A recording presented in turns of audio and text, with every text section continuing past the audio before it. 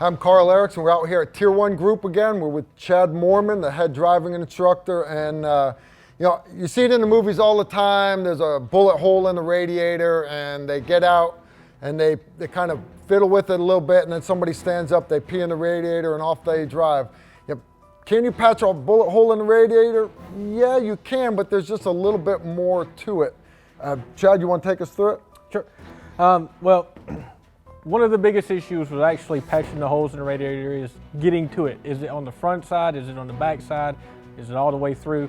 A lot of times I might have to rip the plastic grill off the front of my vehicle to actually get to it, or trying to mingle my hands down behind the fans. It does take a little bit of time, okay?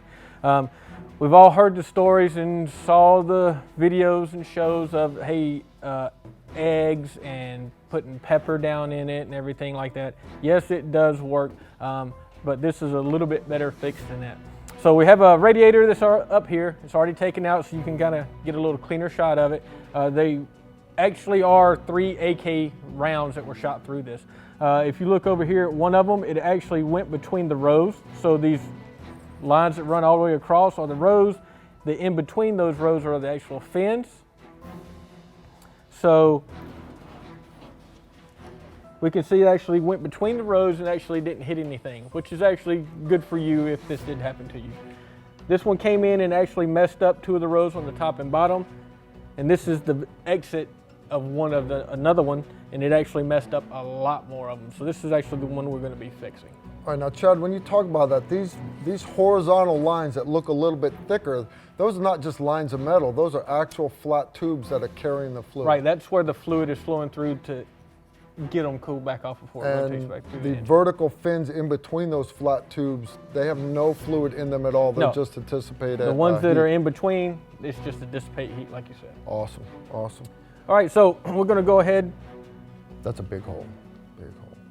Yes, it is, Karl. Let's patch it. All right, so we're going to go ahead and lay it down.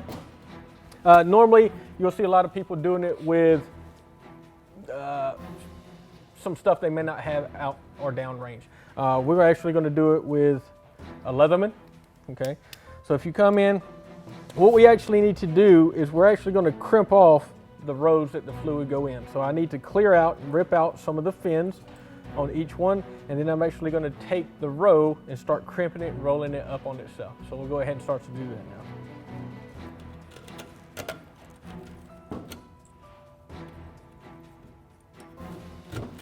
They tear out fairly easy.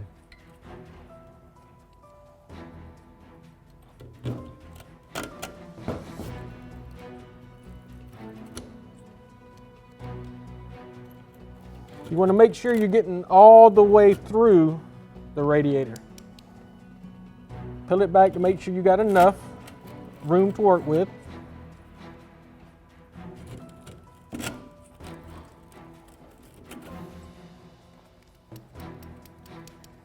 That one's not all the way cut, that row's not yet. So get down in there and cut it completely across. There we go. All right, so you would essentially do the same thing to the other side. But from there, all I'm going to do is start folding it over on itself, like you would kind of do an empty tube of toothpaste.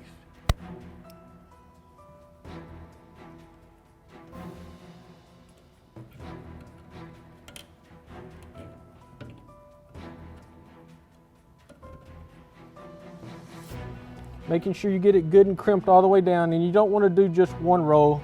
You'll put a couple of them into it.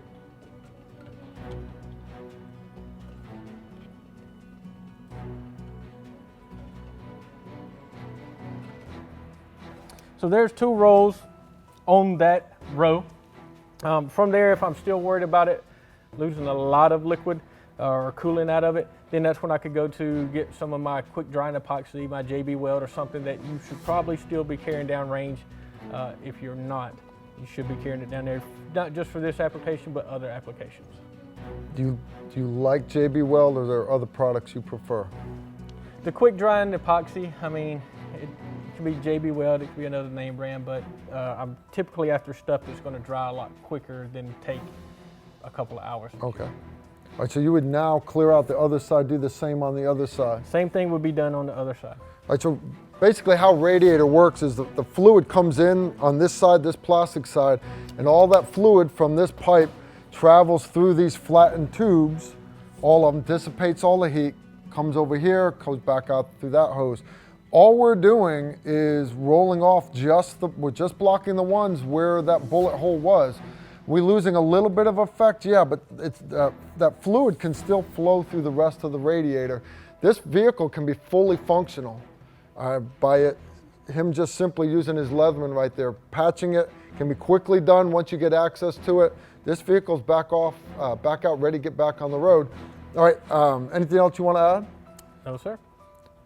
Gents, you watch this video, is it really as easy as using your Leatherman? Yes and no. Yes, it can be for a pro that's done it a bunch of times, right? But you just watching this video ain't gonna help you a lick, right? You wanna be one of those internet ninjas that just watches this stuff, that's fine. Okay, you can tell your buddies how awesome you are, but at the moment of truth, when you're out elk hunting and there's snow coming down or whatever, you're out in the middle of the desert and you run a stick through the middle of your radiator, that is not the time to be learning how to fix your different repairs on your vehicle. You need to learn how to do this from a pro. You come down to Tier 1 group, we'll sign you up for one of our courses, you'll train with the best. He's gonna have every student do this. You're not just gonna be watching one person do it. You're gonna get your hands on, you're gonna actually learn how to do this. Great quick class, Chad. It's awesome. He's got lots of other mad skills to teach us down the road. If you like the video, comments down below. Other than that, come sign up for a course down at Tier 1 Group.